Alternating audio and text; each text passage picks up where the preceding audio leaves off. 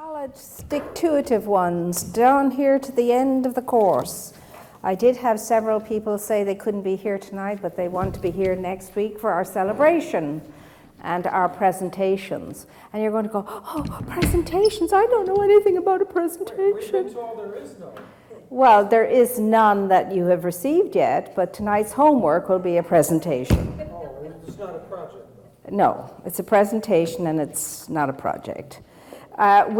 Somehow or another, the notes this particular class didn't say anything about a project, I believe.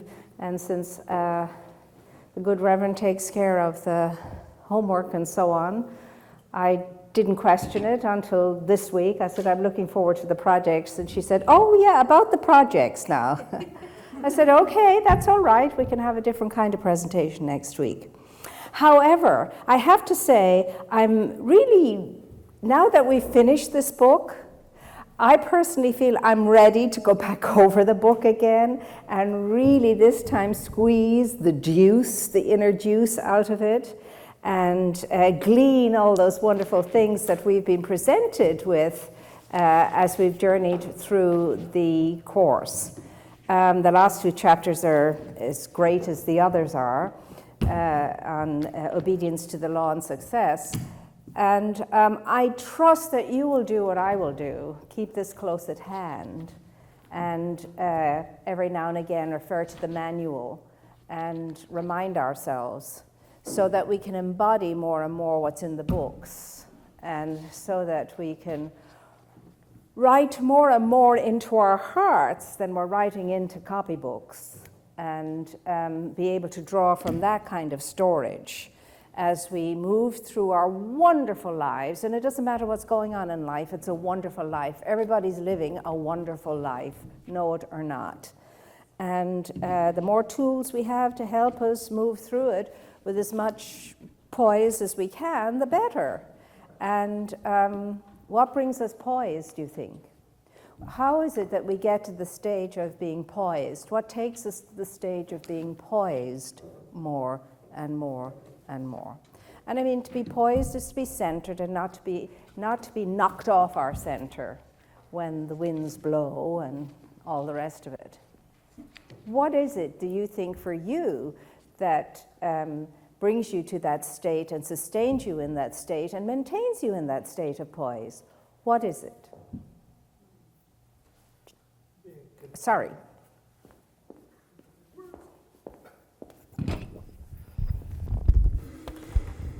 I think when I'm poised, I'm contented and I'm confident, and I feel that I am within myself and who I truly am. Wonderful. Anybody else got something to add to that? And your hand was next, Cynthia, and your hand. I think for me it's self-acceptance and acceptance of others, and just returning to what is in the moment, and forgiveness that allows me to return right to center. Mm-hmm. Wonderful. I think it's realizing that God is within and coming from that center of realizing that you have really nothing to apologize for, you have nothing to prove, and you'll receive inspiration from God for the moment that you're in. Wonderful. Great, good observations and insights.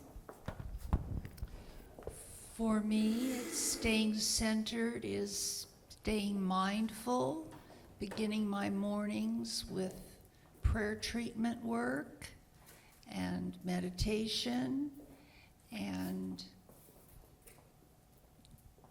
mostly mindfulness, not becoming emotional, trying to balance rational mind with emotion mind. Wonderful. We all have our own wonderful ways. Anybody else? Yes. What is it that helps us to come to, that peace and poise, centeredness? I think for me right now, it's really knowing the truth in my core, like really, really knowing it, and then having the discipline to follow. This is the trickiest part for me, I think. Having the discipline to follow through on what I know is right and good for me, instead Wonderful. of doing the easy thing. The easy thing. Sometimes the easy thing is the right and good thing. In the end. Anybody else want to say what keeps them centered and poised and supports that? Service, whatever it looks like, service. Might take many forms, but it's just you wake up and it's an adventure. How can I contribute? Dan. For me, I think it's knowledge. If I'm comfortable and I know what I'm discussing or involved with, if I'm comfortable, then I can be poised. Wonderful. See how everybody has the very right answer. I think for me is having a challenge. And I challenge is an easy word to use because people understand that, but I like to use the word project, having a project. And that keeps me focused. It keeps me focused, it keeps me centered in the mindset of, okay, resolving this and bringing it to a closure. Another wonderful answer.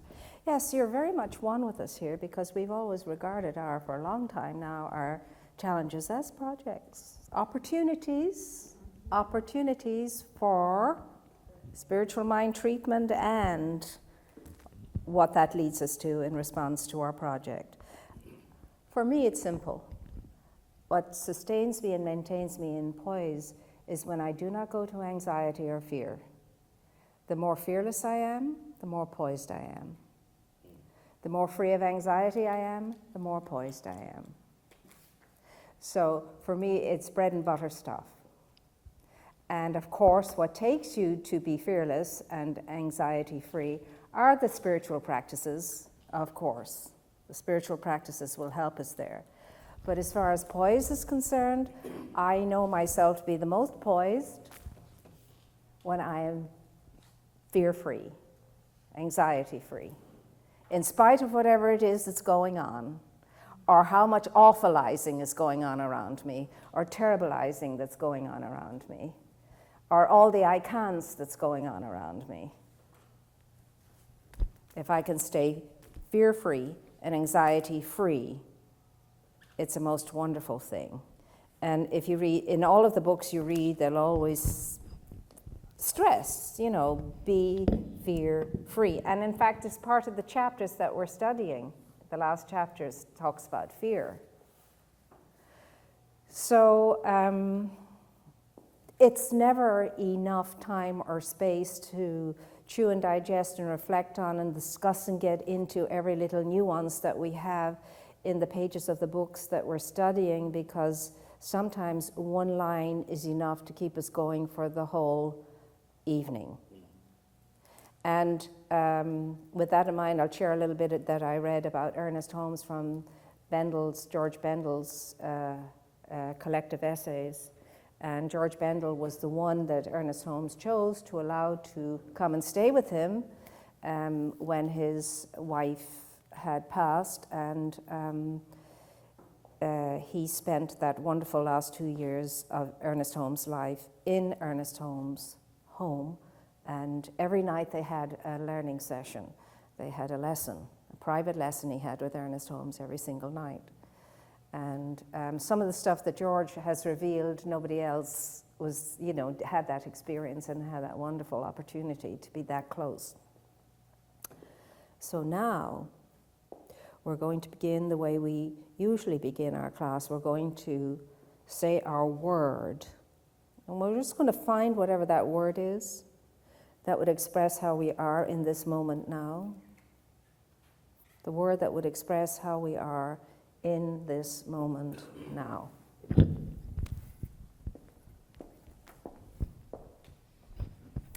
My name is Laurie, and I am Faith. My name is Jeanette, and I am passionate. My name is Diana, aware. My name is Donna. I am content. My name is Cynthia. I am hopefully confident. My name is Frederick, and I am focused. Michelle, content. My name is Billy, and I'm excited.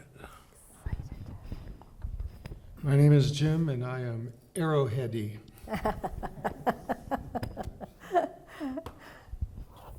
I'm Danny, and I am grateful. My name is Deb, and I am wise. Ooh. Gosh, we got all affirmations here tonight. Give yourselves a round of applause. And I'm sure Brandon is feeling fine back there. Okay, now Jim said arrowheady, not airheady, arrowheady. So he's thinking in terms of Arrowhead, which is coming up very soon. And believe it or not, all we have left are 4 single rooms now. So if you know anybody who's thinking in terms of wanting to go to Arrowhead, now would be the very time. It's very full up.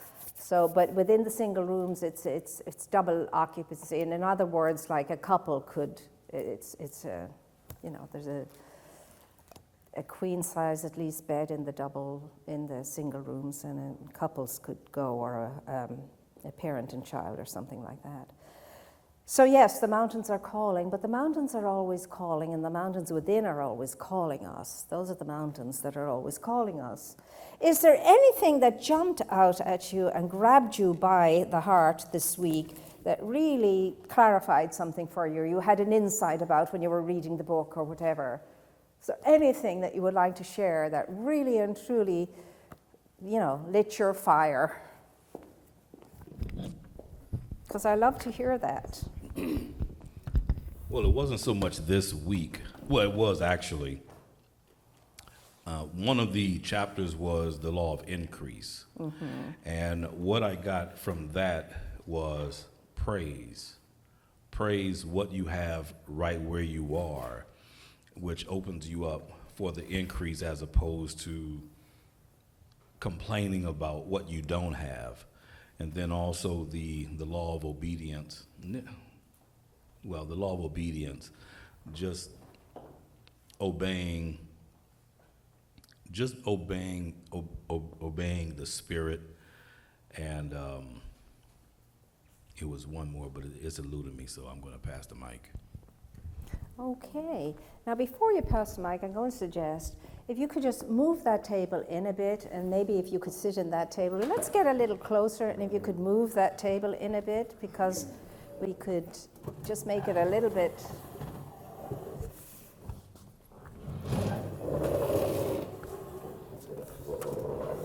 There you go. There you go.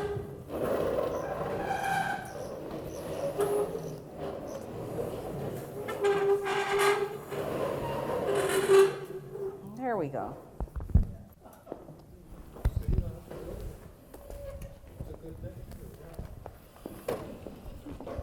That's better. You have a bit of light now. There you go. The Knights of the Round Table. Imagine it's a round table all around. I have been so excited to get here tonight so I could share. There's just, first off, I'm going to save it for my presentation next week, but I had an awakening with the 2 chapters we did last week and the homework we did. It was a major excuse me, chokes me up just to, Yes. I mean, it was very exciting. Oh, that's great. Choking up stuff. I love that. But a couple of things happened to me this week and I know it's because of where my right thinking and what we've been doing with the class. And first off, my car, on the roof of it I had a lot of rust that was developing on the car, and I wasn't doing anything about it, except saying, There's a lot of rust on the car. I really should do something about it. It's getting really bad. Well, Jacob and I were homeschooling last Thursday, the day after class, and there was a knock at the door, and it was a gentleman telling me that he was driving by and saw the rust on my car, and he could fix it for me.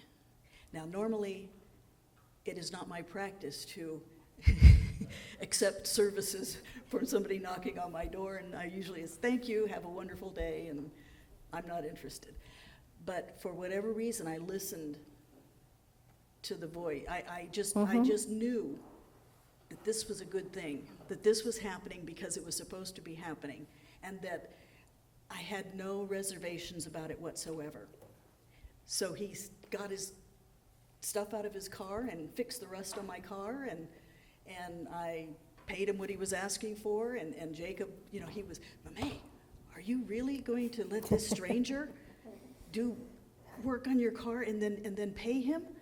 I said, absolutely, honey, because I feel really It's the good right about thing. it. It's what I'm supposed, it just, I have no Doubts. reservations about it whatsoever. I just knew. So my car's fixed, and then I, for the past, I'm gonna say 15, 17 years or so, I've been living in a real place of fear, and I developed, I guess you would call almost a phobia about getting on the freeway. And in the past 5 years, I drove my little car, which is used when I bought it 5 years ago, one time on the freeway. Okay, I mean, I do everything to not go On the freeway. on the freeway. Well, John and Adrian gifted me with 2 tickets to Shenyang, Ooh. to go see Shenyang, and I invited my friend, and I drove to Long Beach. Now, I have it on the freeway. I mean, we didn't go PCH the long way around. We could have, but I actually drove On the freeway. on the freeway, and it was a huge thing for me to do that. I mean, really, really huge. Mm-hmm. And everything was fine. Mm-hmm. But I would not have done it if I hadn't been in this class learning and Mm-hmm. studying and practicing. Well, those are 2 terrific demonstrations. Well, kudos to you and well done to you. Let's give her all a bravo or a brava. Brilliant. That's great. This is it. The thing is, the beauty of it is you're connecting the dots, you know? You're connecting the dots, which is a great good thing. One more and then... Oh, I've had a transformation this week. The most important aspect of my family life are my animals. They comprise the totality of my family, and I was gifted this puppy. However, and arrangements had been made for the puppy to fly into LAX a week from tomorrow. In reviewing the notes about the puppy, and I went today to buy the crate and the different things that the puppy would need, I noticed how small the crate was for the poundage of the puppy. And I realized that this puppy is a smaller dog than would be wise for me to have, that this dog could become injured very easily. And I probably... Pause right there. Where did your mind go when you were thinking about the puppy? That the dog could become injured very easily. Mm-hmm. And it would not be wise for me to take that responsibility on, and that just this puppy, as much as I love this puppy and fell in love with this puppy's video and picture, is not the puppy for me, so I need to let the puppy go, and I did. Today? Today, tonight, just a little while ago. But I will continue my search for my perfect puppy. Okay, I think your perfect puppy will find you. But remember, be careful what you're thinking around the puppy when you're visioning a puppy. Keep it affirmative. Anything could happen to any puppy at any time, big, large, or medium, or small. But our minds don't have to go there. But if that was a real inner knowingness, it's different, an awareness that perhaps this is not the puppy, but not because you're afraid that the puppy is going to get hurt. You see what I'm saying? Yes, coming from fear. Yeah. I mean, and it might have well been that the puppy is not yours, but not because you're afraid that something might happen to it. Yes. Because that could be postponing your good, the fear of something happening to it. Yes. You see? Yes. So just take a little deeper look into that. That's all I'm saying. That's all I'm saying. Okay. So, and when remember, we put our minds on the way we want it to be, not on any problems around it. Okay. So that's just something to ponder. But it's a cute little puppy. He's a darling little puppy.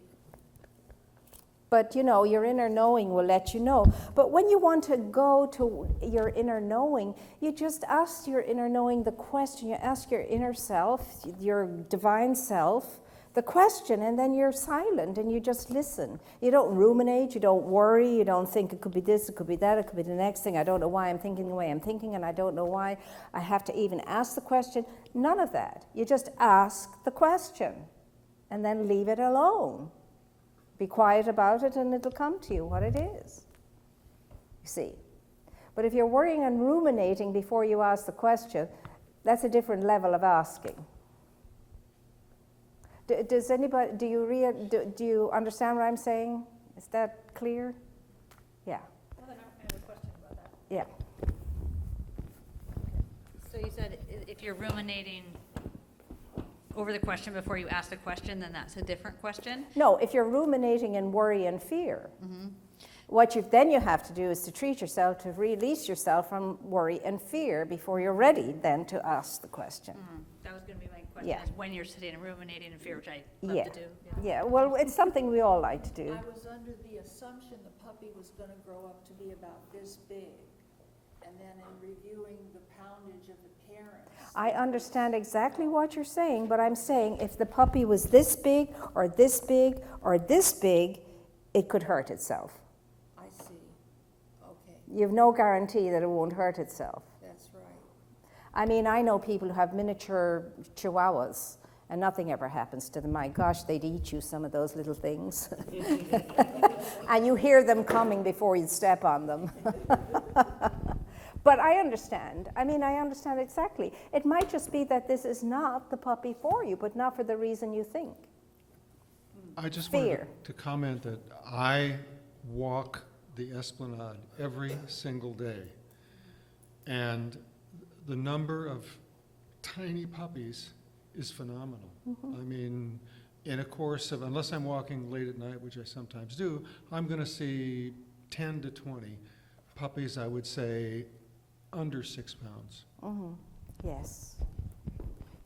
And remember your reasons with your last wonderful puppy. It was too big, and you felt it was too big for you to be able to take care of, so you got it another home. Now this one is too small. You don't think you could properly take care of it.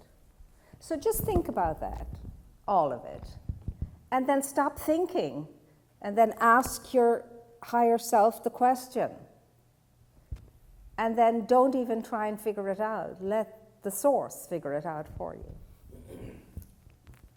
How do I know the answer from the source? You'll know your answer. You always know the answer from source. You won't know the answer if it's coming from concern or upsetness or queries or analytical approaches or whatever. Then you're not there in that zone of.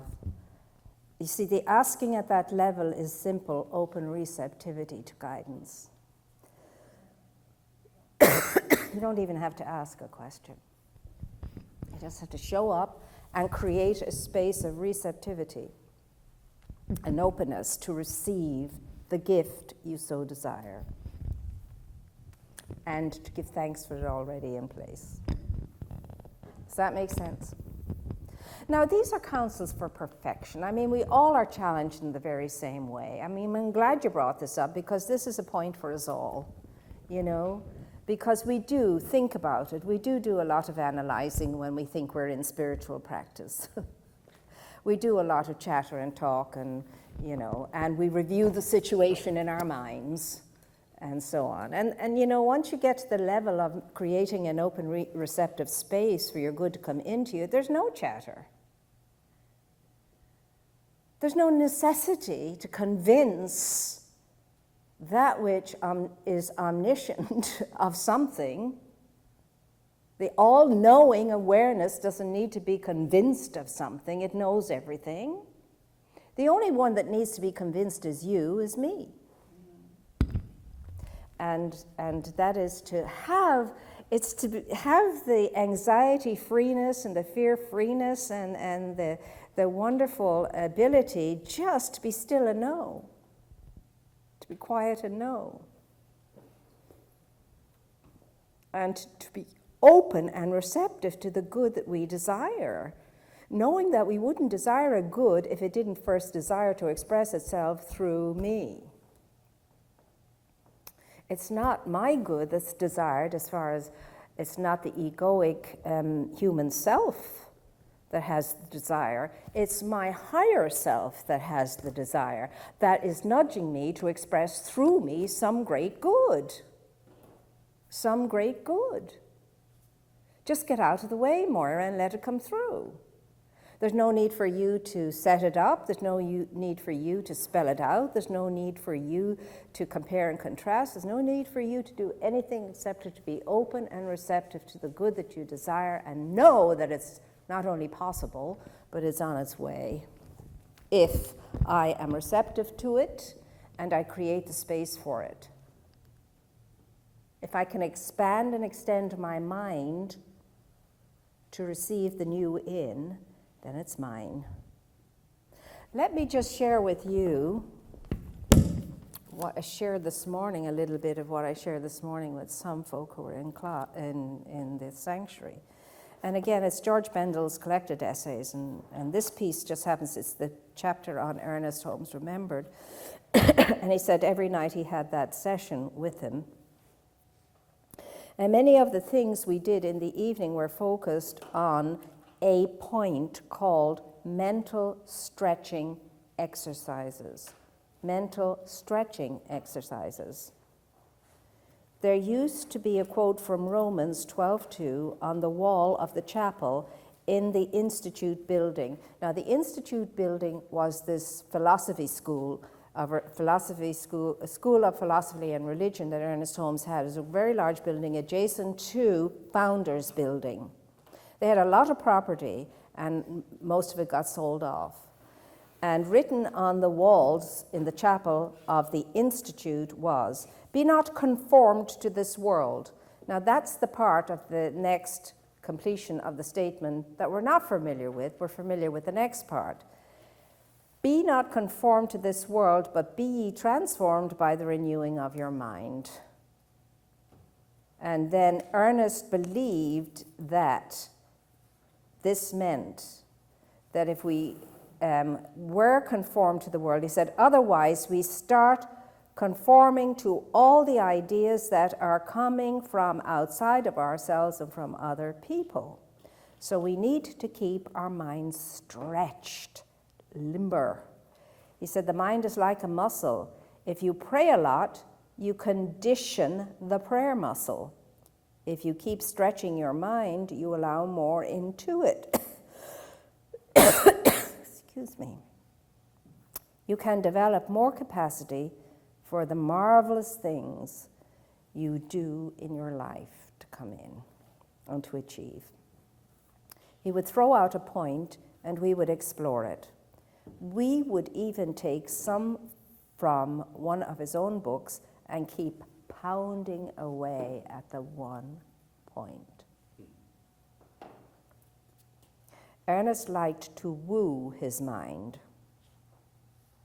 When he wasn't at work and he'd sit there with me during our sessions, which he called mental gymnastics, I said, "Why do you do this?" And he answered, "That's how I keep in touch with the principles." Stretching the mind on one point, pounding out the good of it all the time. And then we read big globs, you know, and chapters and so on. Whereas he would just take out, he would extract one point, and they'd spend, you know, the teaching session all on just one point, drinking it up to its last drop, squeezing it out to its last piece of wisdom, and getting from it something that would stretch the mind. And he says that's why he loved to have conversations with people. And the conversations he had with people, the dialogues he had with people, more along the Socratic lines of question and answer, and question and answer, so that you could stretch and stretch and stretch your mind to thinking outside of the box.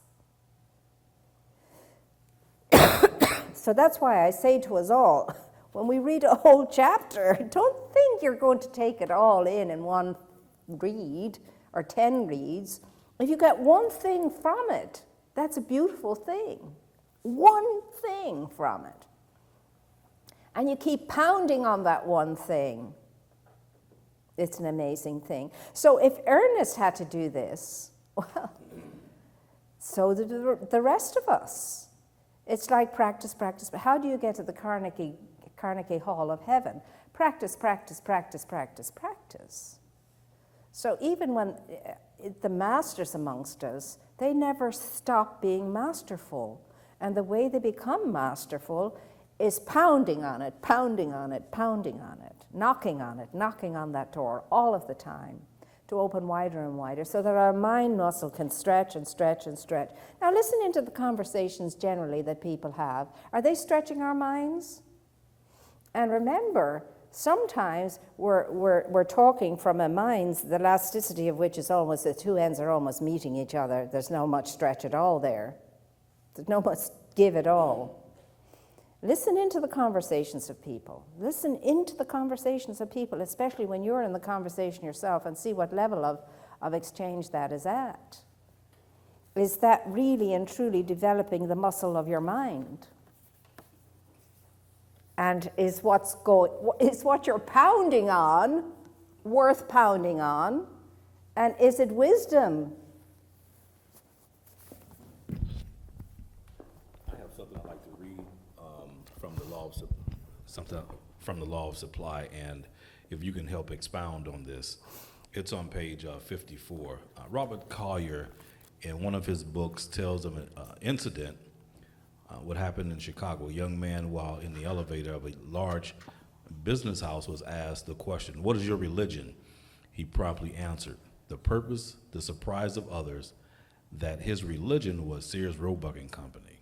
The young man is one of the executives of the same company today. Why? He touched the law of supply in that he thought solely in terms of his inner interests. His firm's success was his success. His concerted interest enabled him to become a part of the firm. Today, he has a tufted seat, a handsome office, and a fine salary. If your need is supply, then your religion is the same. Like the young man, your single thought must be abundance.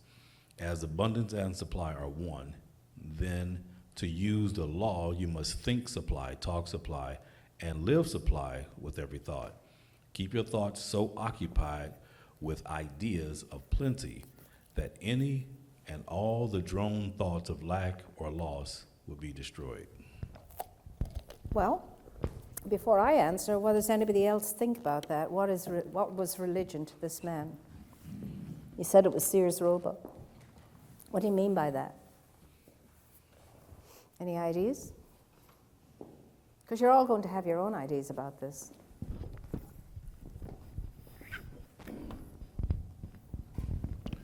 Well, when I read that passage, and I think I read it 2 or 3 times, and I saw this as a man who embraced in every way he could the company that he was working for. And I've been involved in companies where they say a company can be, smaller companies can be brought into being to grow into giant companies, but then there's another group of companies that come into being that really are are founded to support a lifestyle or a way of life for the founders. They don't grow to be monsters, but they can be very successful. So I think this guy was really enamored with everything that there was to do. He lived Sears and Roebuck. Now, did he have a narrow focus, and was he in error with that much? We can't say, but I work for a guy right now who I don't believe embraces the company the way I would. Anyway, thank you. Jim? Well, at the time this was written, Sears Roebuck was a monster, huge company. And the way they got that way was to be innovative. They did things that other companies did not do, namely the Sears Roebuck catalog. And selling not necessarily strictly from bricks and mortar stores, but selling through the postal service. Whatever that takes, Sears Roebuck's, not today, but in those days, was flexible, innovative, and they did things that served their company that nobody else had ever done before. Wonderful. I mean, all wonderful insights, but why was it associated with religion?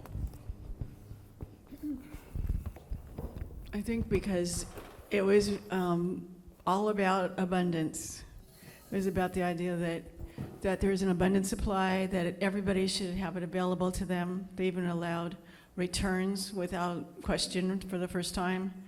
Yeah, when what you're saying is like really a precursor to the internet, buying things from that. But I think they were providing a service, and I think he was devoted to that whole idea of like serving a lot of people, making things affordable and available, and counting on the influx and outflow. If things sold, they'd make more money. If it didn't sell, they'd change their tactics. So it was confidence in the abundance of God. Anybody else got some idea? When I read that, one of the things that hit me is simply oneness, knowing his oneness with his supply, and knowing and being aware of the oneness of this supply. Yes. Devotion. If we have a religion that means something to us, we are devoted to it. We are devoted to it. And when we are devoted to it, it's singular of importance in our lives. That's a big leap to take on, a faith that you can be devoted and committed to. So you're committed to your faith, you're devoted to your faith, and you serve your faith. So it's commitment, devotion, and service, as I see it, as I read it. And it doesn't matter what it is. I mean, we all have different religions for ourselves. Whatever our religion is. If it's gardening, it can be anything. Religion really is relationship, as I see it. I call religion relationship, what my relationship is with whatever. And so, of course, you're going to be devoted, and you're going to be committed, and you will serve that which you are devoted and committed to. And that's where you get that complete commitment to serving to the best of your ability to bring about the highest result from this religion that you're serving. And if you serve it well, it will serve you well. That's what that part meant to me. So it all boils down to what you're committed to, what you're convinced of and by, and where you can see value, and where you can, you're going to work at that single-mindedly. And remember, success is not, there's no secret to success. Success is going to happen if I can find something that I can devote myself to, be committed to, serve at the highest possible level, and keep chipping away at it and chipping away at it, showing up consistently and in a disciplined manner, and therefore, consequently, step by step by step, I'll move forward and forward and forward, and I will be noticed. My commitment, my devotion, and my service will be noticed, and it will be rewarded. That's the way it works. And I can't remember which steel mogul it was that this young man worked for, who was just an apprentice in the firm, just a clerk, starting point, first step on the rung of the ladder of service. And he stayed after work every night. And he never left the building until the boss left the building. And when eventually the boss questioned him and said, well, why are you here? Everybody's gone home. He said, I just stayed around. There might be something I could do for you if you needed. You might just need something. Maybe you need a pencil sharpened or something, and I could do that for you. You don't think that kind of service is not noticed? That devotion is not noticed? That commitment is not noticed? Of course it is. Of course he ended up as the vice president of the company and became a multimillionaire himself. And so it's a steady thing, it's a consistent thing, it's a constant thing, it's a step-by-step thing. I mean, there's no such thing as an overnight success. Somewhere along the line you've done your preparation, you've done your work, you've made, the commitment, and it happens. And so everywhere you go, in any work you go to, listen to any of the motivational speakers, and they're all saying the same thing: discipline and consistency. Commitment, discipline, and consistency. And it's the same thing with your home at home. All the things you didn't do, like you didn't do your car forever, but you knew it needed to be done. I mean, I look at the garage all the time and I say, well, that really does need to be emptied out, And then it's too overwhelming just to put in a half an hour at it, because you wouldn't see any difference in a half an hour. And so there it is, and it weighs upon you. You'd like to have that different, and so forth.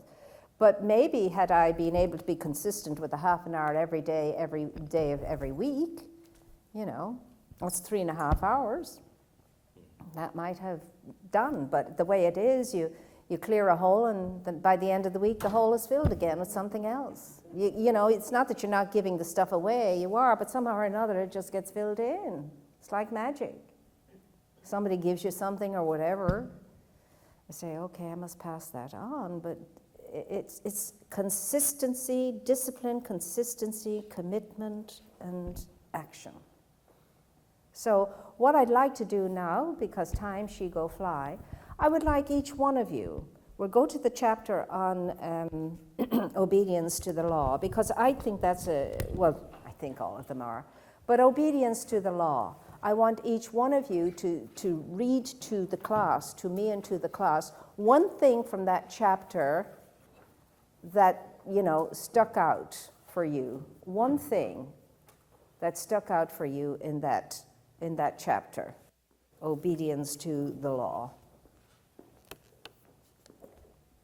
Who'd like to begin? Okay, Jim, let me give you the mic and then pass it around that way. This is one I have starred, underlined, etc. You will live in the present, do your highest Which duty. number is it, dear? I'm sorry, 541. Thank you. You will live in the present, do your highest duty every day, forget the past, and let the future take care of itself. For to trust the law, you must know of its guidance by experience and practice. To those who have not learned this guidance, the experience must be acquired. Indeed, I have that underlined too. So, your highest duty every day. Forget the past and let the future take care of itself. Aren't we tired listening to that sometimes? Stay out of the past, stay out of the future, stay in the present and see what's going on there, and then decide what you want to have going on there.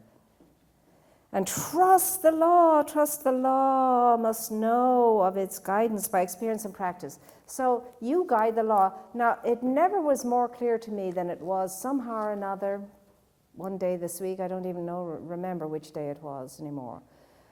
But what hit me like an absolute, like divine intervention and voice from heaven itself was everything of good happens by the grace of God. All good happens by the grace of God.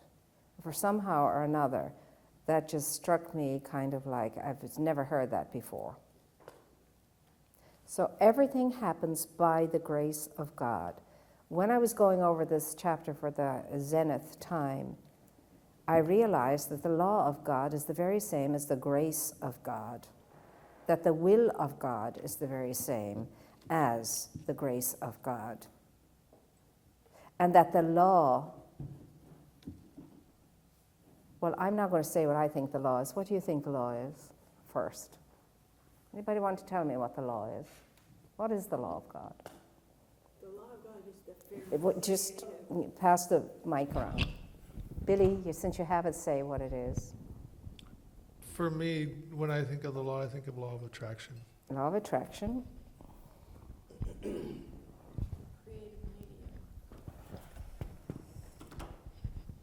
The law of God is really the fairness and justice and impartiality of God.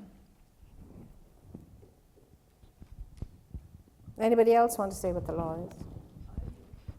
I heard it. It's the creative process. Cause and effect. Creative process, cause and effect. Okay. All right, let me put it this way. What does obedience to the law mean?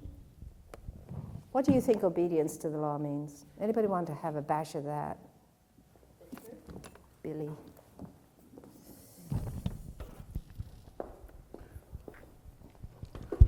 When I Your think of- own idea of what the When I think of obedience- obedience to the law, I don't think you can have obedience. You just are. It's like being obedient to the law of gravity. You're not obedient, it just is. And if I recognize it, then I have the ability possibly to use it to my advantage, like law of attraction, law of cause and effect. All these laws are. They just are. Just like I don't make them, and I don't need to go to school about them. Okay, let me put it this way to you. Why must I be obedient to the law? If I want to use it to my advantage, then it behooves me to understand how it works and then use it in a logical sense that I can take advantage of, just like gravity or any other law, because it is a natural law that is, and I don't make it happen, and the more I know about it, doesn't really mean anything unless I use it in a way that moves within itself, that uses itself. So if you were to say one word with regard to what the law is, what one word would you choose, Billy? What the law is? Yeah, if one word for the law. One word. Attraction. Okay. Automatic. Automatic. One word. God. God. Anybody else? Love. Love. Natural. Natural. Anybody else? Yes. Yes. Truth. Truth. Energy. Responsive energy. Power. Responsive power. That's how I would use one word to describe the law: energy or power. So the reason why, and Billy has it, the reason why I should be obedient to the law is because the law is obedient to me when I am obedient to it.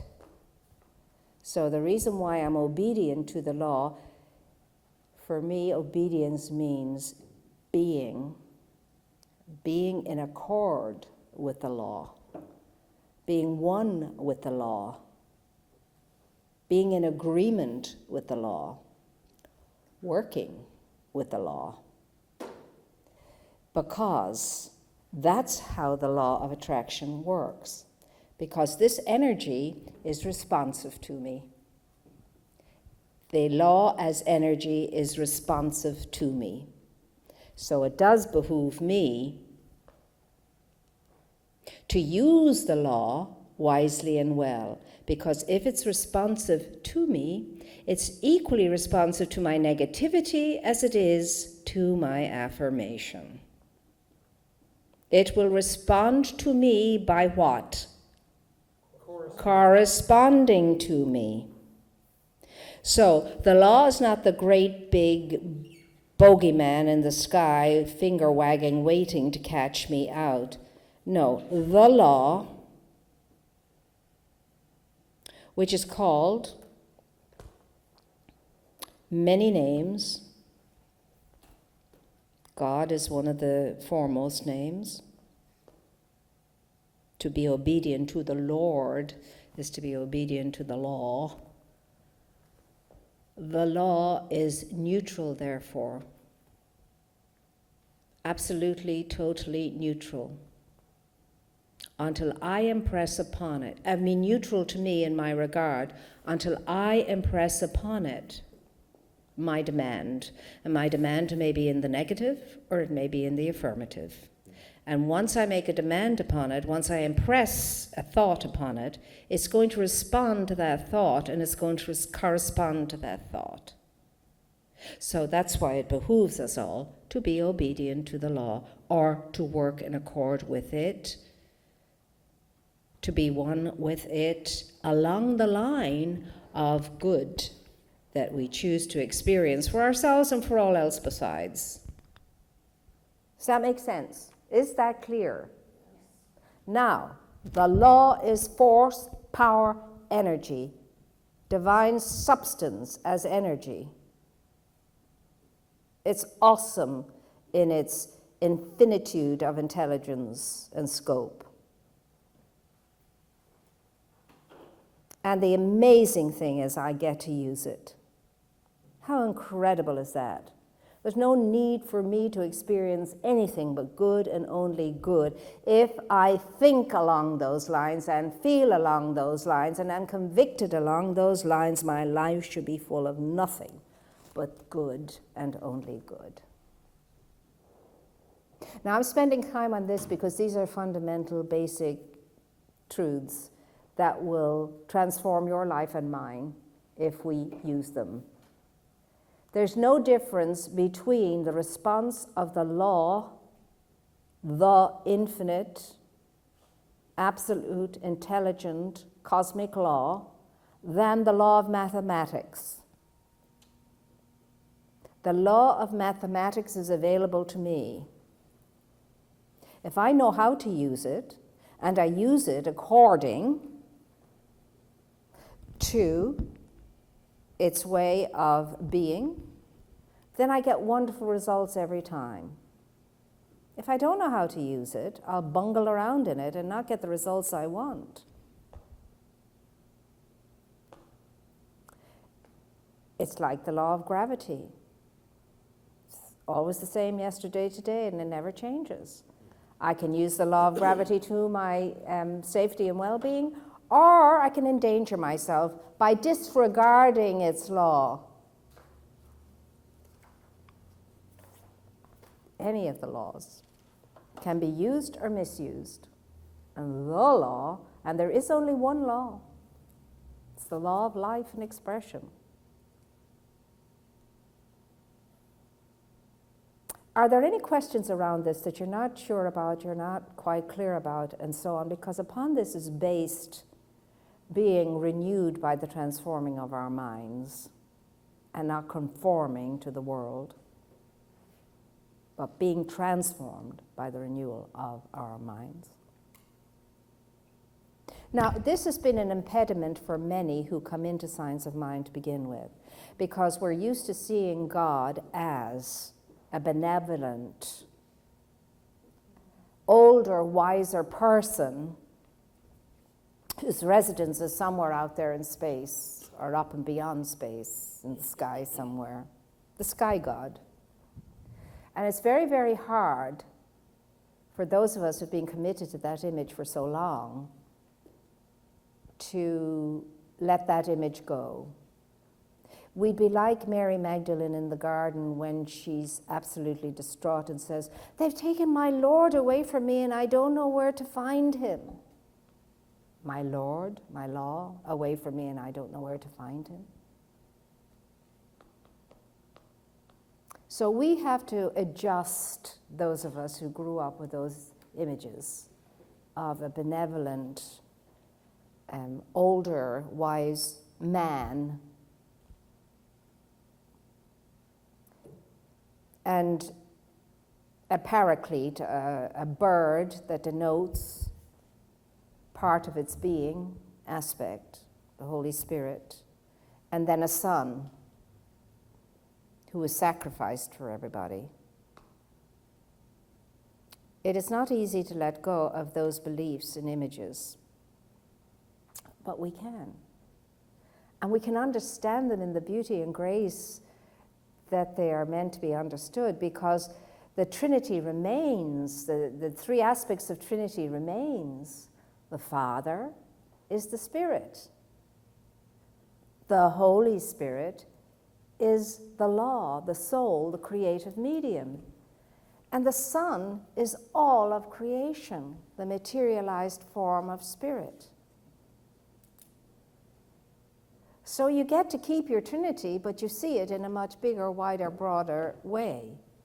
And you see it not as three distinct individuals, you see it as three aspects of the one thing. Does that make sense? So the law, again, is the divine substance out of which everything flows. The law is power, force. It is energy beyond anyone's imagining. And that is available to us, and it's on our side. It's not malevolent, it's benevolent.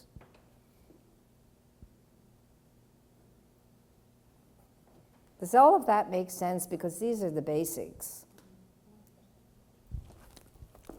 Okay,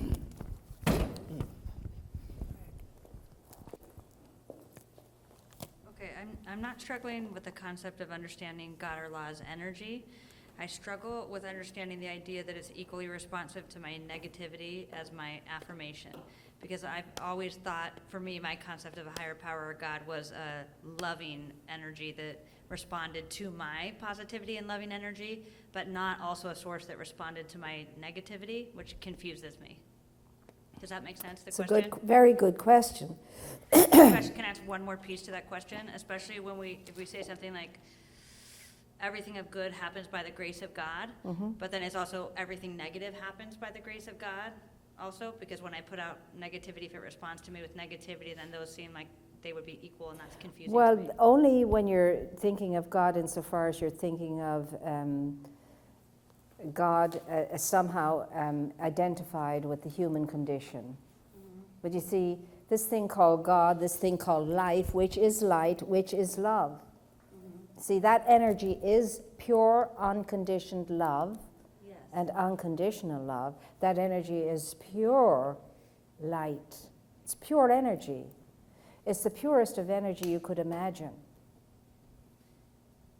It's just pure, pure energy. And because it's pure love, it respects your freedom to choose as its own individualized expression.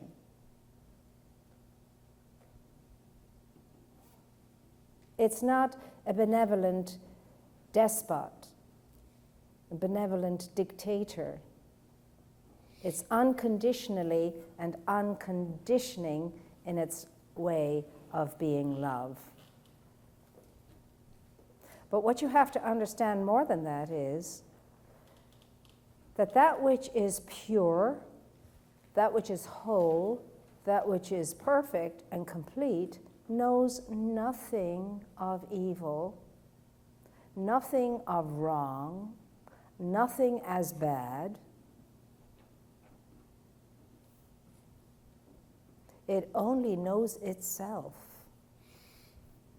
and it only recognizes itself in all of its creation. So as we're lying down there, thumping our breasts and saying, "Oh God, be merciful to me, a sinner," there is no God listening to that. What a waste of time when I look back at that. All those hours in the chapel. Mea culpa. I could have just been loving up on life, on God, on living, and all of that. And to this day, we berate ourselves because it's so ingrained in us to do that. It's a psychic human thing to do that. We've had thousands of years of conditioning in that way. So, it sees itself as an individualized aspect of you. It sees you as God unfolding, good unfolding, life unfolding, love unfolding, light unfolding. That's all it sees. And of course, it sees the complete and end result, which is you realized, self-actualized, self-realized. That's all it can see. Because there cannot be God in something else. There cannot be God in something else. There is only God. There cannot be love in something else. There is only love, unconditioned and unconditional. There cannot be light in something else. There's only light. There is the appearance of darkness. There is the appearance of evil. There cannot be life and something else. There's only life.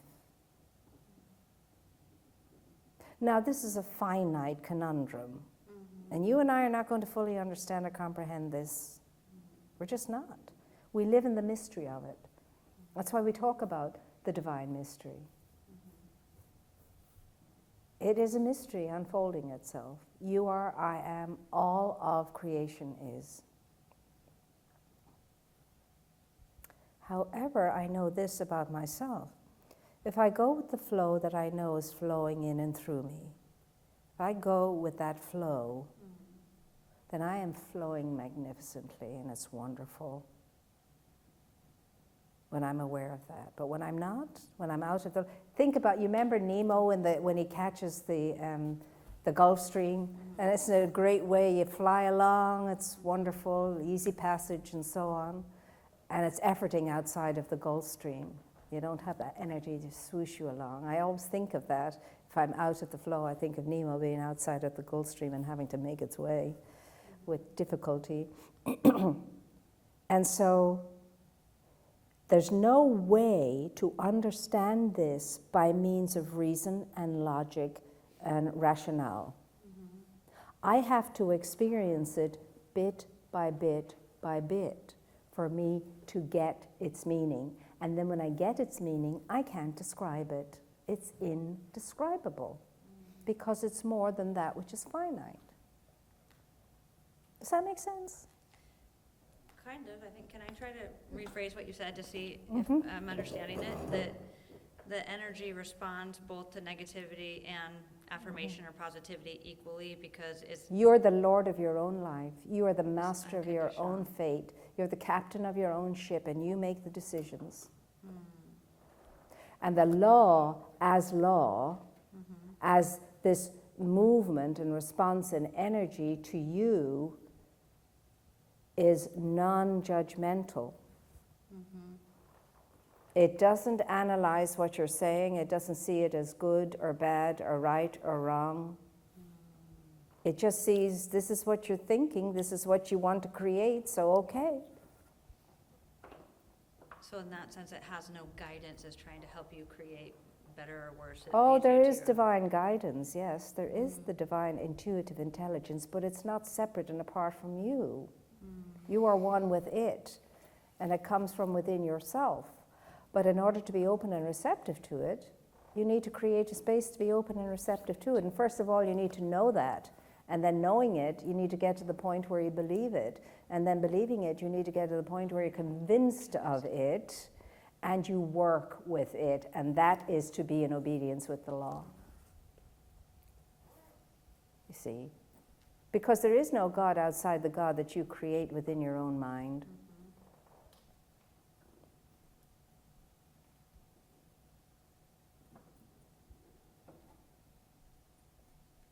And I can tell you this, it doesn't matter what religion people belong to. There could be millions belonging to one religion, and for each and every individual, there would be an individual understanding of religion, because it will be according to their perceptions.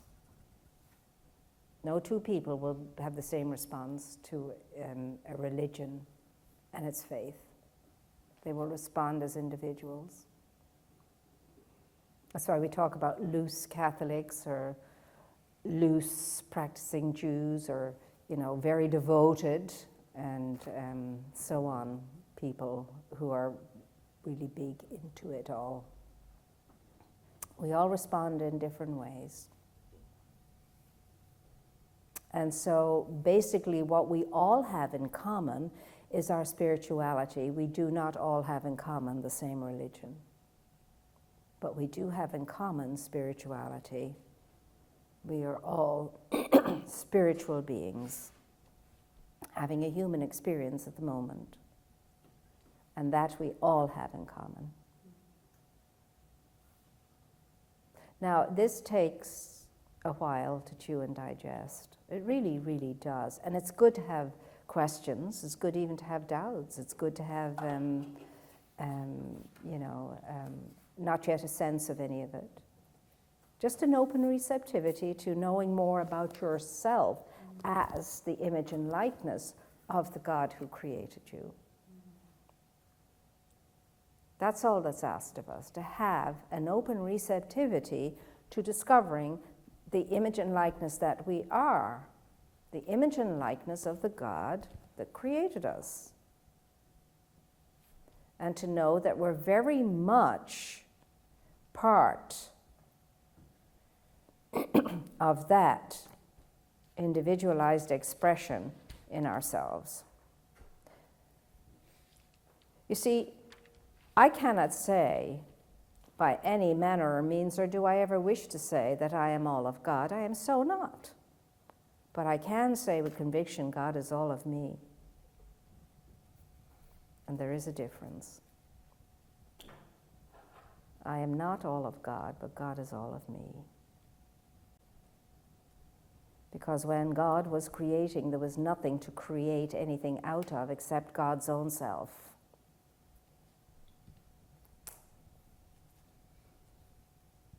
There was nothing separate from God out of which God created. God created out of God's own self everything there is in creation. Now, it's an evolutionary process. It's an unfolding. It's an unfolding, and all of the time you and I are becoming more and more refined, more and more refined, more and more identified with our divinity and not only our humanity. And that's why we come together like this, to be more identified with our true self, our ongoing eternal self.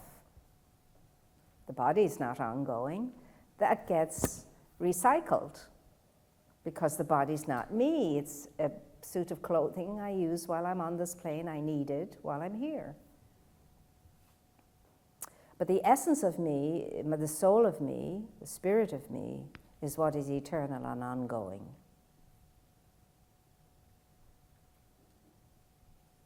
So you will always know yourself as you in some form of expression, forever and ever and ever and ever and ever. We're not going to merge into a great big blob. We will always be that individualized expression of the divine, knowing itself as its own individualized expression of the divine.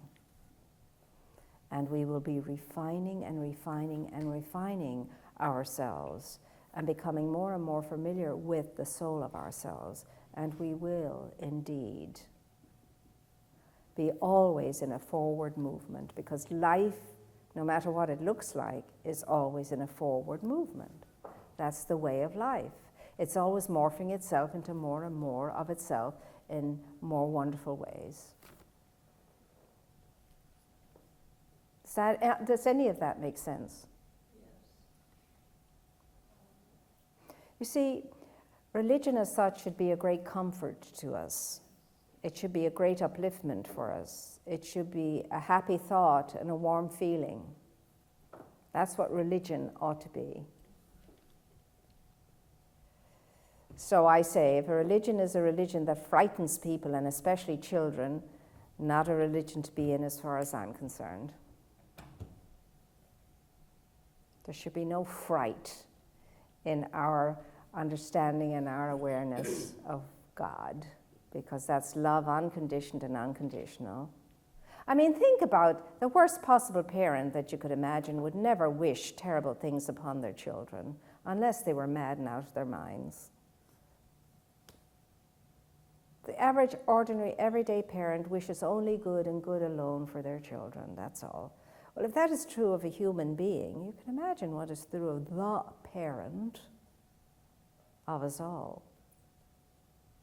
Good and only good, life and only life, love and only love, wholeness and only wholeness. I have come that you may have life and have it in abundance. I have come that your joy may be complete. I have come that you may know a peace that passes understanding. Why don't understand about that? Isn't that what any parent would wish for a child? Isn't that what any human being, a decent human being, would wish for any other child or any other person or any creature? I'm going to take a break now. Just go and stretch and get something to drink and nibble on. And then we'll get back into it.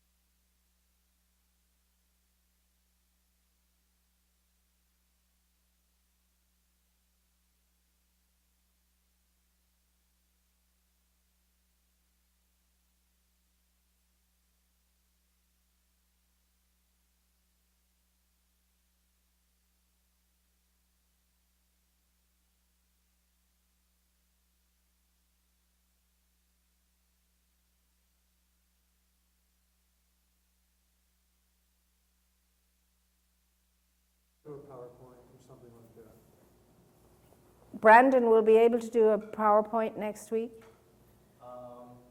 If we set it up, yeah. We do have the equipment. Should be no problem. Okay. I can even do a DVD. Doesn't matter. Yeah, should be fine. Okay.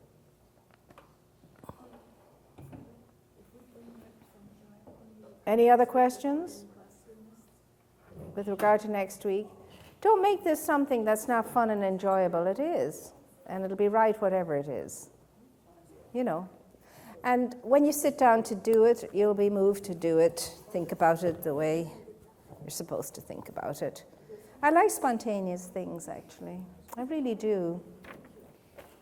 Because the dynamic of spirit is spontaneity. It's the first thing we learn in the very first, and not in the first chapter of the textbook, it's in the preamble beforehand that the nature of spirit is to be spontaneous. And you know, sometimes when we were as kids in school, it used to be knocked out of us if you showed any sense of being spontaneous, you know. School, as it was then, in my experience, was very regimented. Spontaneity wasn't part of it all. So, in order to be succeeding in achieving, in the paragraph on success, we're asked to look at what it is. Now, you needn't go to your books at all because I'm just winging it here. How do we see ourselves going beyond ordinary human standards? Because to truly be spiritually successful, we need to go beyond ordinary human standards to succeed and achieve as far as spiritual unfoldment is concerned. Now, ordinary human standards are very necessary. Ordinary human laws are very necessary. Can you imagine what it'd be like if we had no traffic lights? We must obey the law of the traffic light. Be like the Dodgems, wouldn't it? So we can see that human laws are very necessary in order to keep society, you know, from going into total destruction. Basic, fundamental human right laws to keep us, you know, safe and secure. But in order to be truly self-realized, it is suggested that we need to go above and beyond ordinary, everyday human laws, rules, and regulations. Does that mean anything to us? Would you agree? I certainly am very glad. Can you even remember what it's like when the traffic lights aren't working? And nobody understands taking turns. Yeah. Not nobody, but some people don't understand taking turns. Most of them don't understand it as well as I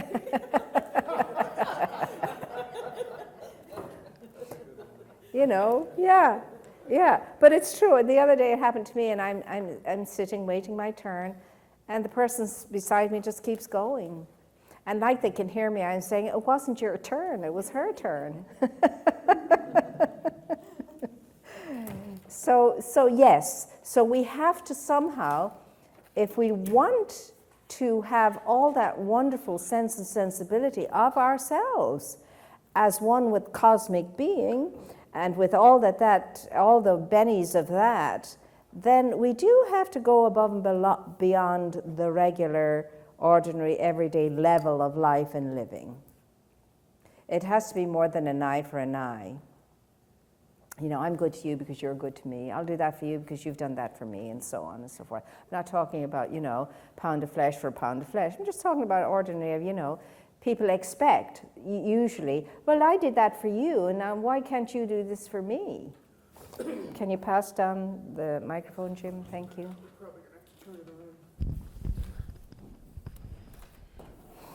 You know, I've been sitting here thinking about all of this that we were learning and embracing with the law.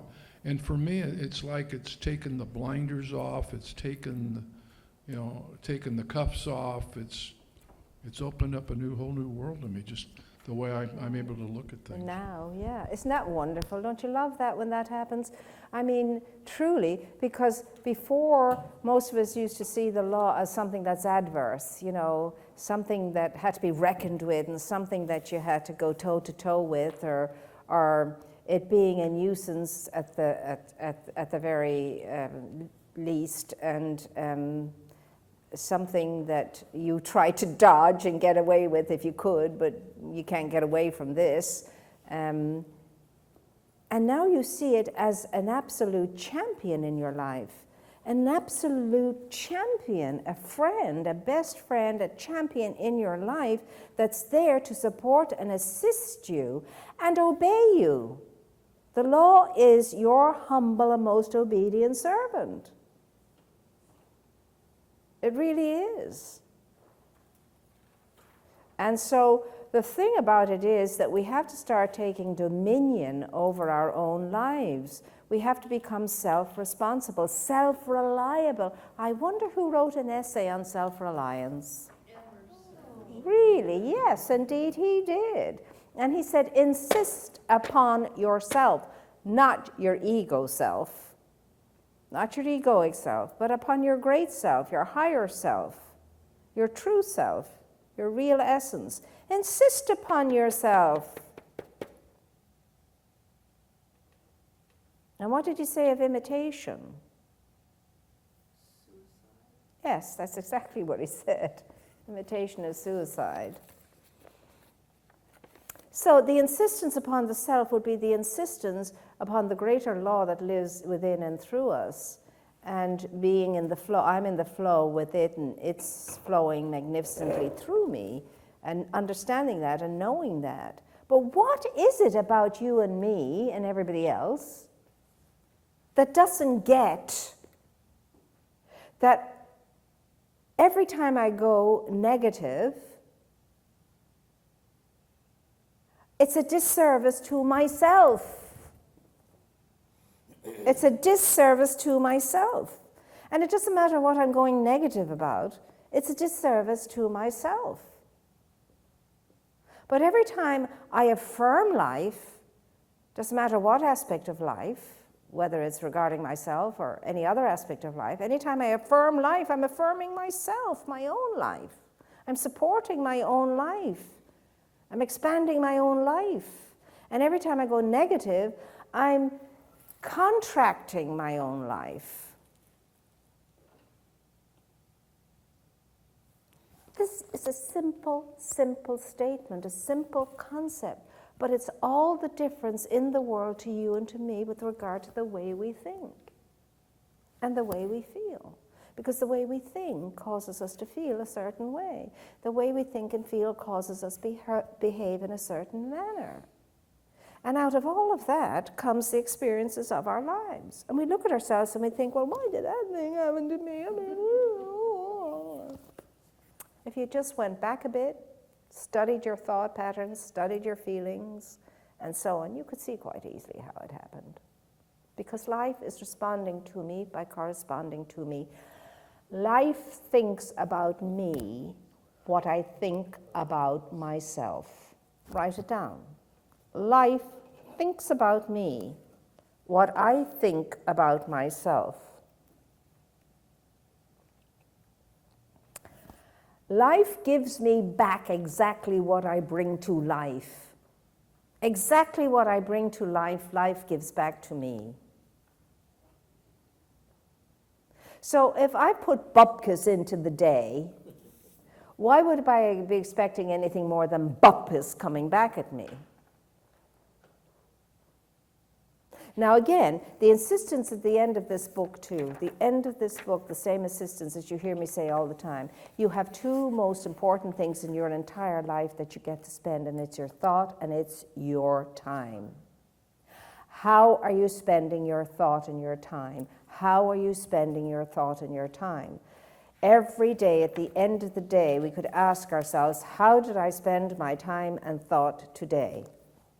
How did I spend my time? And what about that odd times, the odd times we have, the spare time we have?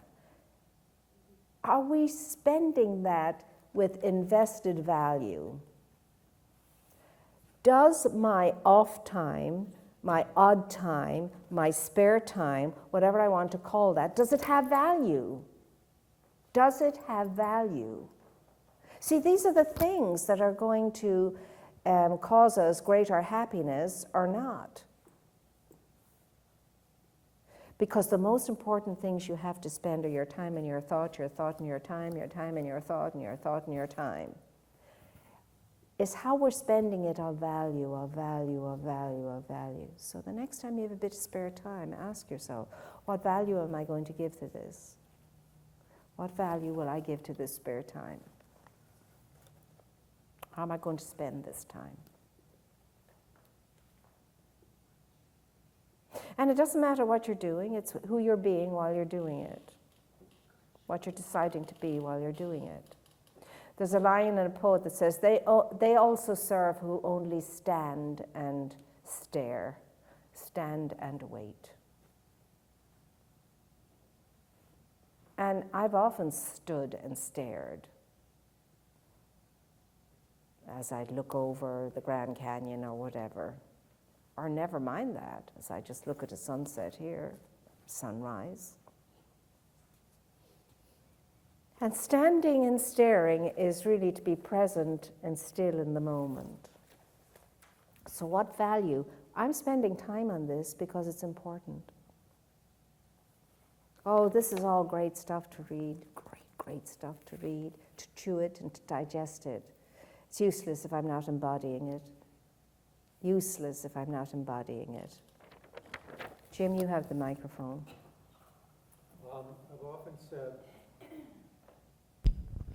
I've often said in other writings that the law is just relentless. It's just always there. And the law responds by corresponding. Lately, well, first of all, what started this off was I wrote an email to a dear friend today, and I said to her, I'm bored. Everything I'm doing is working. I said, I can't do anything wrong. I'm talking professionally. I'm involved in 2 complicated transactions. I just knew everything would work out, and it has worked out. We've got the lawyers are starting to talk to each other, and it's just amazing. I knew everything was working.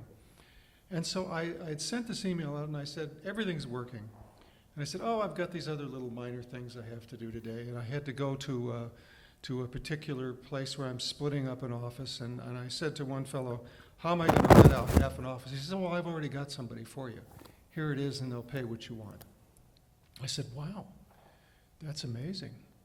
And then I said, oh, I've got to go over to this other building. I've got a problem with a fire marshal, and I need some things done. And the company that's supposed to do it is out of business, and I don't know what I'm going to do. And I left that office, and I looked up, and there was a fire inspector there who said, oh, I can't recommend anybody, but why don't you take a picture of what I've got on my phone? It was the exact phone number that I needed. And then I said, gee, there's some stuff in some stairway I need moved. I better talk to the maintenance man. I called the maintenance man. He said, oh, I did that yesterday. Everything I was interested in doing, it just happened. And when I say the law is relentless, maybe I was bored because at some time in my life, everything had to be a struggle. And there come these moments, I don't know, it's like the law builds on top of itself, which really means that my direction of the law builds on top of itself. Everything is okay, everything is working, and it's just phenomenal. I needed a little bit of graphic done. The person that can do that is sitting right next to me, right now. Everything is working. I'm getting exactly what you're saying, but it doesn't make sense to me to say you're bored. None whatsoever. And read what they say in the chapters, the last 2 chapters on boredom. Yeah. That doesn't make sense at all. But that's wonderful. It was momentary. Yes, boredom. And somebody else had a hand up here. Pass down the mic.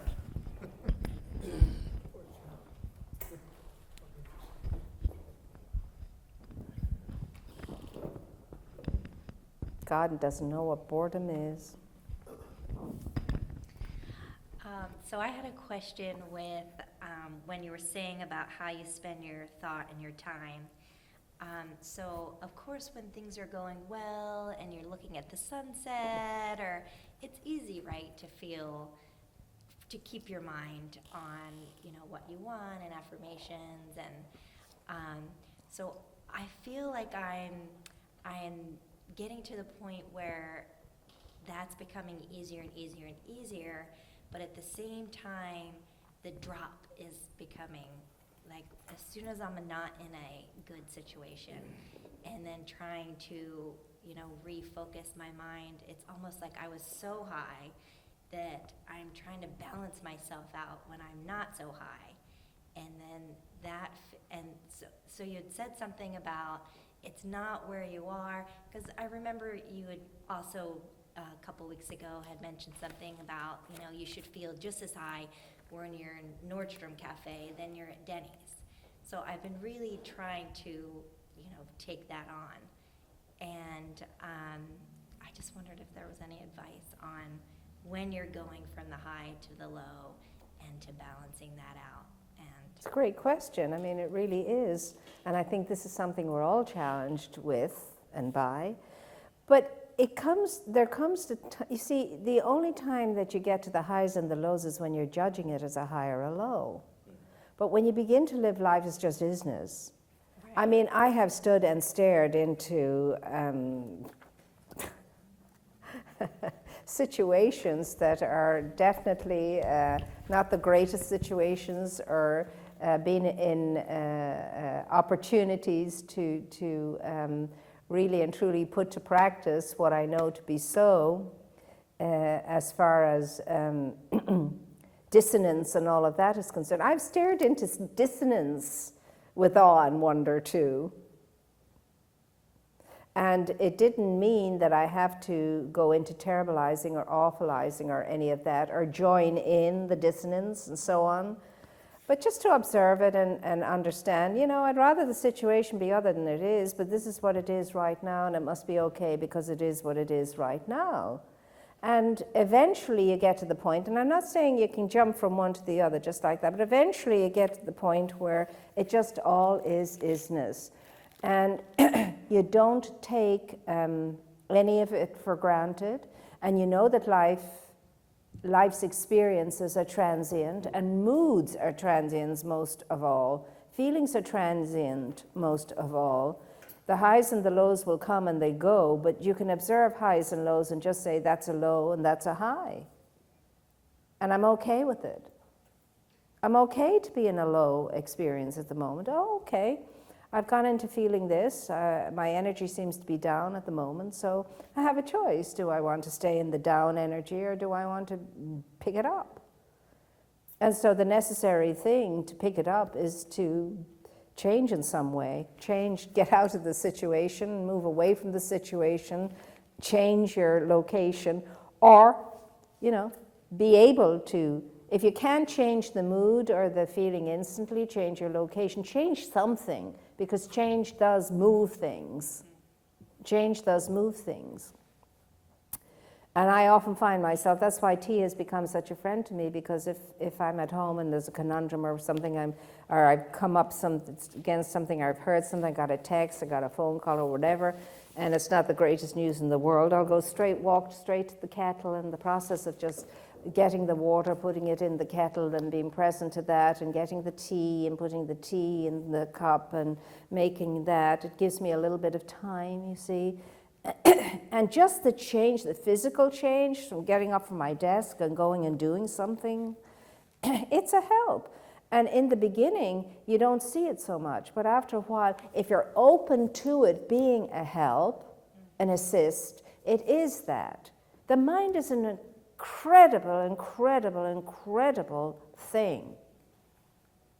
And it's very susceptible to quick change. Very susceptible. People say, well, I can't help it and I can't change. That's the greatest load of baloney. I can't means I won't. I'm not doing it. I don't want to.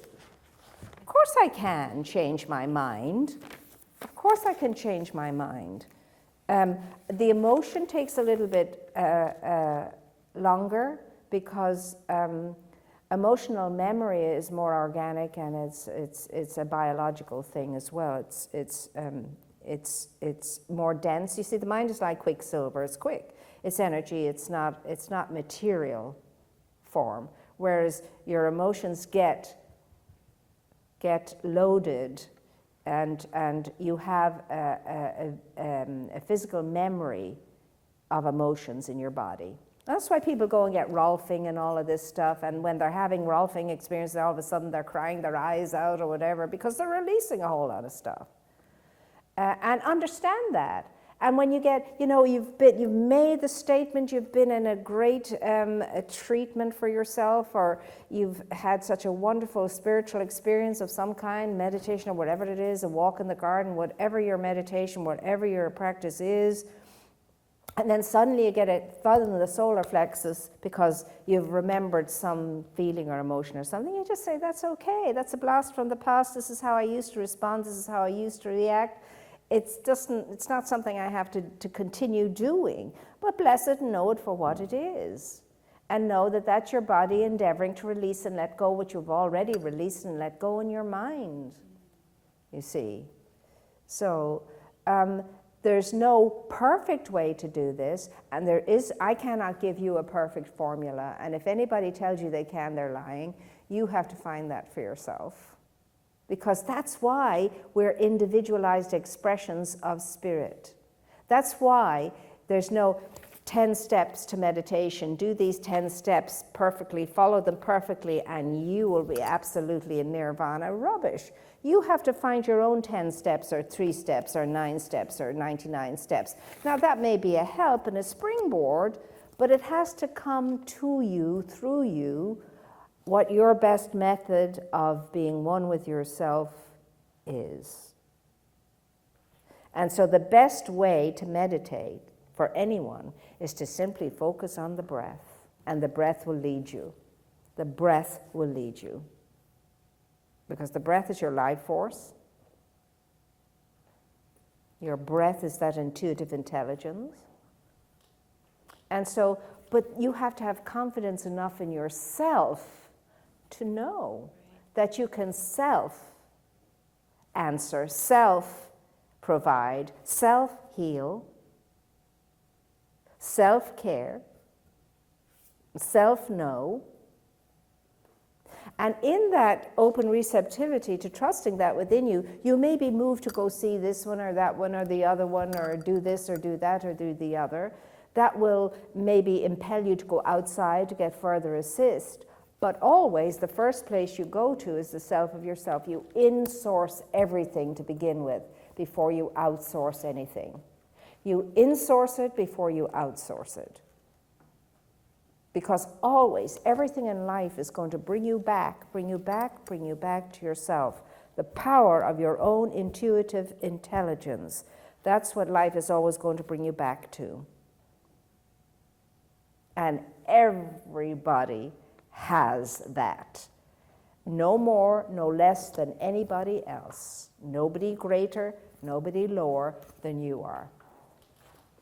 All with the same ability and the same capacity to realize the self.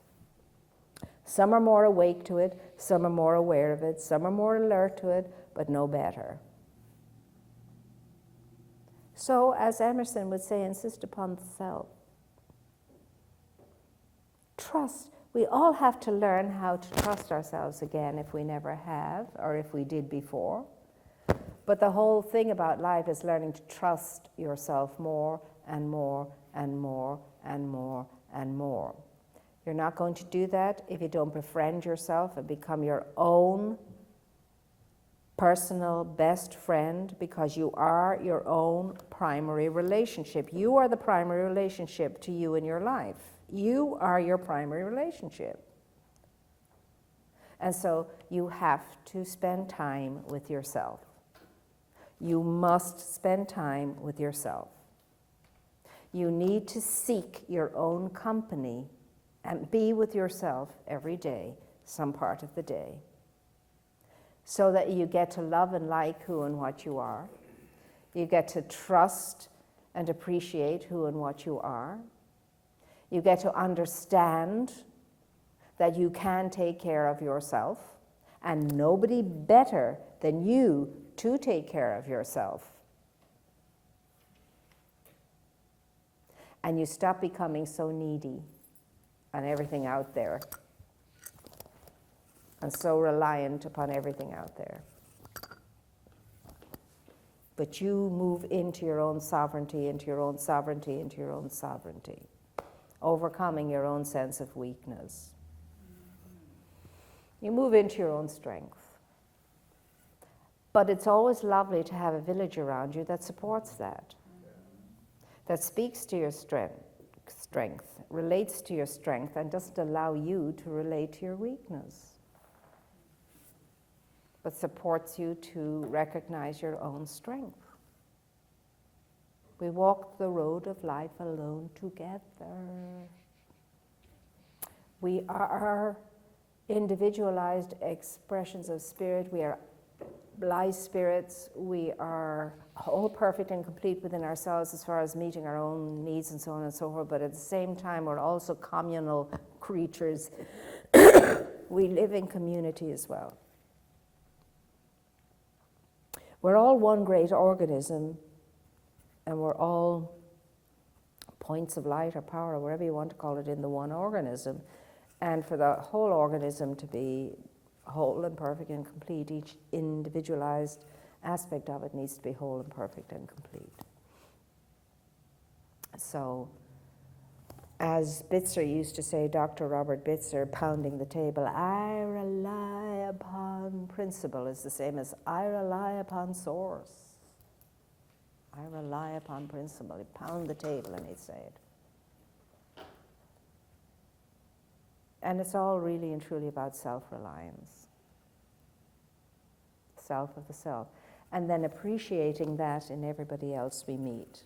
And not seeing them at the level of weakness, not seeing them at the level of failure, not seeing them at the level of their conditions or their circumstances or their thoughts or their feelings, but seeing beyond that to the true essence of their being and the whole essence that they are in truth, and will return to back into the true self of themselves and recognize it.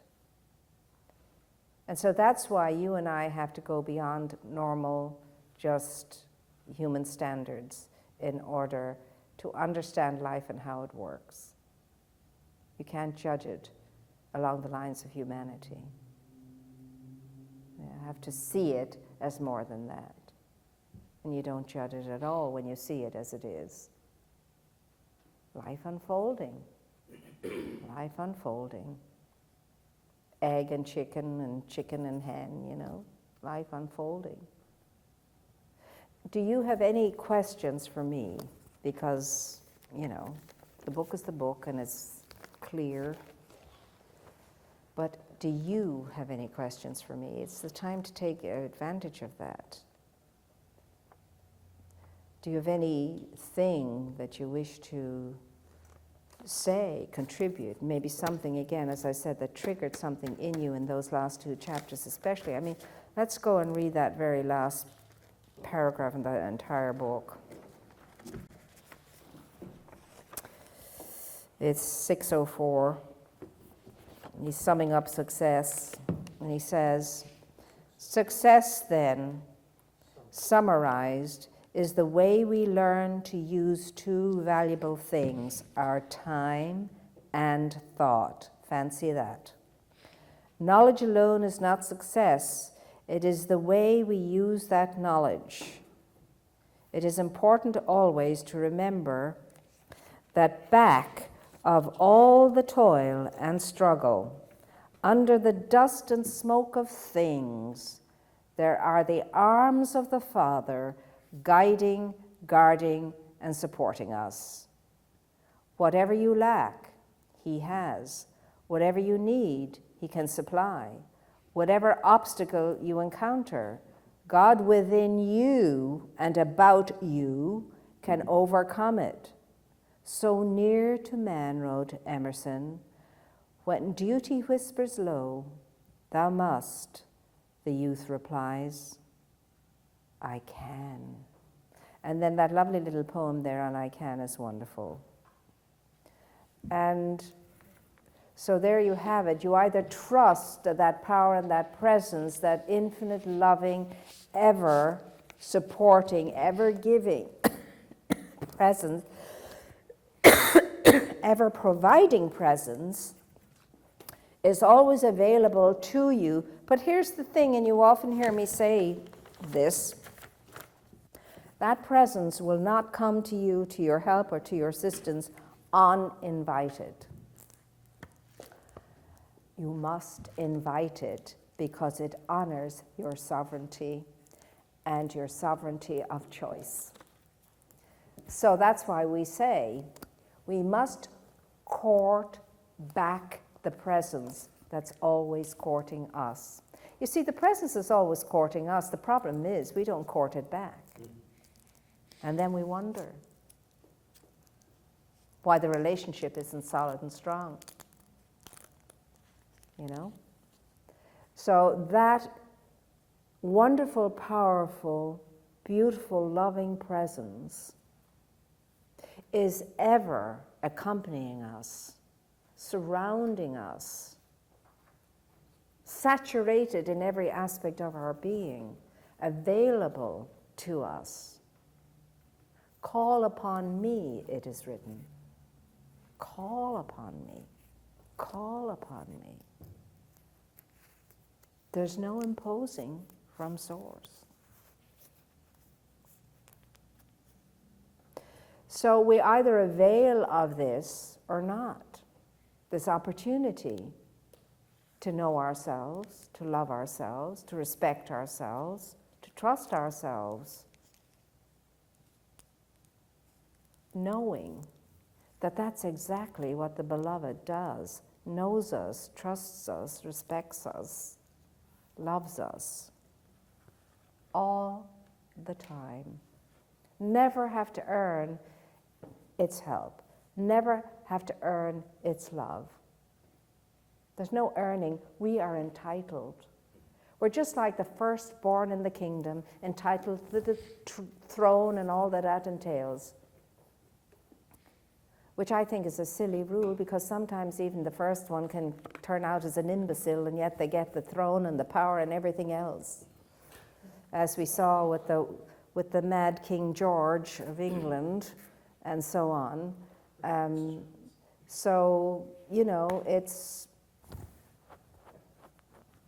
interesting, but we in the divine kingdom, which is here and now, we're all born entitled to all of the rights and privileges of the kingdom without exception. So it's up to us to avail of that or not. But to do that, we need to court the presence. We need to develop a relationship with the self of ourselves. And remember, the presence that you're courting is not up there or over there. Jesus himself said, "Lo, the kingdom is not here, it's not there, but the kingdom is within you." So this is where the presence is that you're courting. Right here. Again, remember, the kid in the middle that's always whispering to himself. Well, there's where our whispers should go, to the inner self of ourselves, which is much wider, higher and deeper than this body. The auric field that you have and I have is much wider, higher, and deeper than just the body. Now, I do have the capacity to expand that or contract it, depending upon what I'm thinking and feeling. And some people can see and read auric fields. Indeed, all of you have seen auric fields around people. Have you ever seen a light around people? You just noticed a golden light around people? Has anybody here not seen a golden light around a person? I'd be saying you probably have, but you didn't notice it. You probably have, but you didn't notice it.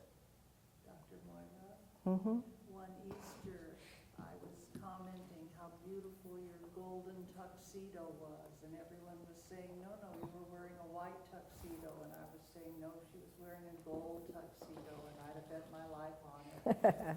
Yeah, don't ever ask me to be an eyewitness, that's for sure.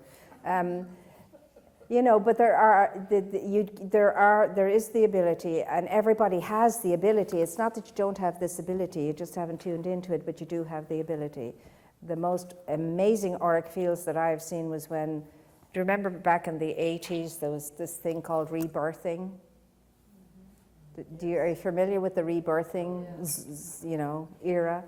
And some of the rebirths were done in jacuzzis and under the water. And I can remember being rebirthed under the water in a jacuzzi. And I could see the auric fields of the 3 people in the jacuzzi that was serving me. In the jacuzzi was a huge jacuzzi. And they were rainbows all around these people. And they were all connected. And the water in the pool was all full of rainbow light and so on.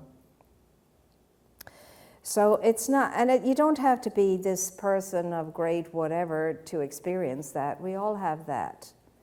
And if you want to experience it, you just have to know you want to experience it, and you will. You just want to, if you want to have that experience, you can. I don't much go in for all of that stuff myself, to tell you the truth, because I think they're all kind of distractions. And I think also that it leads people to feel left out and wish that they could do it. So I don't usually speak very much about any kind of stuff like that, because they are distractions. It's like in meditation. Everybody in the beginning, when they spend hours and hours in meditation, they're so disappointed that they're not flying down on rays of light and running through the cosmos and all of that. And I say to them, well, if you are, that's a distraction.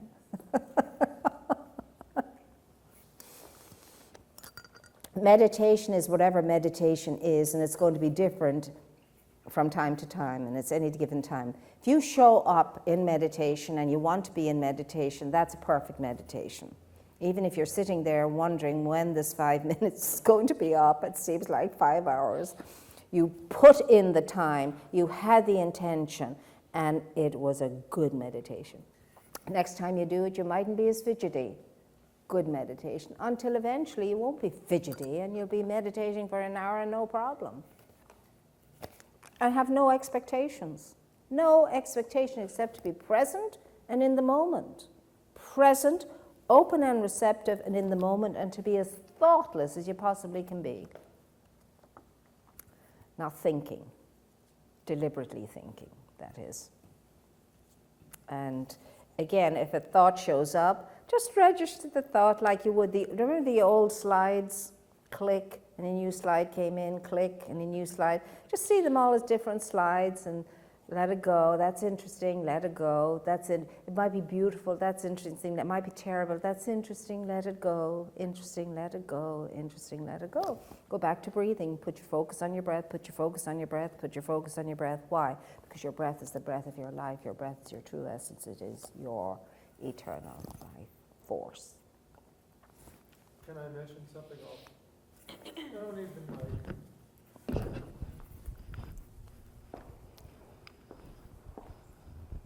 I know we're coming to the end, so I just wanted to invite everyone and remember and remind everyone that Friday night here at 7:30, 7:45 is Namaste Cafe. And Reverend Mary works so hard to put together these great shows. It's a steal. It's a bargain. It's $8 or a plate of cookies or a plate of vegetables or whatever you want to bring. And I just would encourage, it's part of our spiritual community, so come out and be part of another aspect. We go to class, we go to services, we go to fundraisers and everything. This is for you. We don't make any money. It's entertainment too, it's fun. Yeah. And it's one of our best kept and hidden secrets, it seems to me. It was the best gig in town for the best price in town, that's for sure. Thank you for that. And also next week, as you know, will be the last class. There will be another class sometime in June. And I'm not sure what that looks like yet, but there will be another class in June of some kind. So fear not, little flock. Will it be at night or in the nighttime? Yes, and potluck Are we still on for a potluck next week? We want to party. Do we want to partay? Yes. Let's make a party then. Let's remember to bring something in and make a party. Now, here's the thing about this. There's never an ending. There are no endings. There's only new beginnings, that's all. So every ending is just a new beginning. Now, your course hasn't ended here. Courses never end. The work begins when the class ends. When the course ends, the work begins. Because now you have to go back all over that and start deepening it and embodying it and putting it to the test. Put it to the test. You'll never know whether it works or not if you don't put it to the test. Follow the guidelines, put it to the test, and then you'll be able to write your own book. Any final question? What's next? Oh, yes. That's a good question. Your intuitive self will decide what's next. So to begin with, or should I say, to conclude tonight, I want to thank you all for investing in your spiritual unfoldment and forming this lovely community that we've been together in. It's wonderful. Kudos to you for being that astute and that committed to unfolding your own spirituality and providing yourself an opportunity to live a great, good life and a successful and accomplished life. And thank you all for helping with the tables and helping with the chairs and doing all of that. And we're just going to, by way of finishing up, we're just going to quietly now be in a prayerful moment. And so here's what we're going to do. We're going to start breathing consciously. Just breathe consciously and be aware that you're breathing.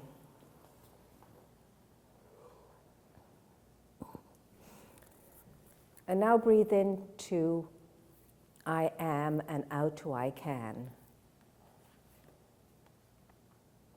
And really take it in, really mean it.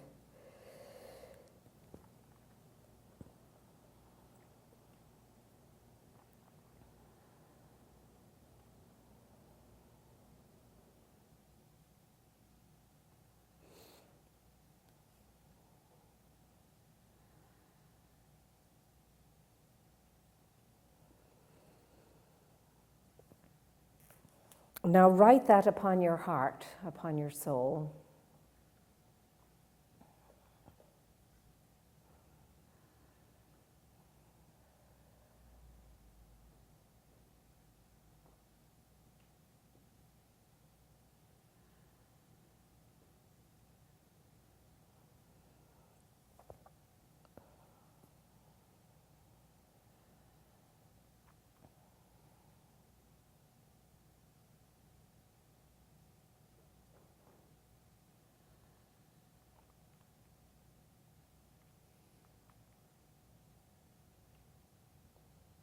Now breathe into God is and out to I am.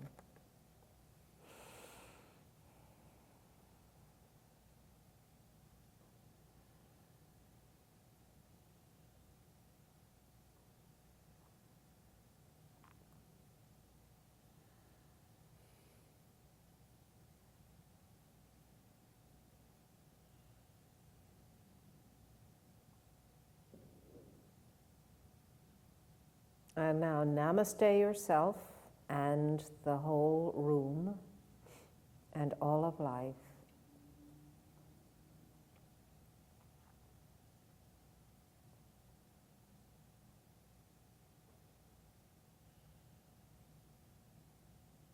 And so it is. Thank you, Brandon, for helping us out here tonight. We appreciate you being here. It's wonderful.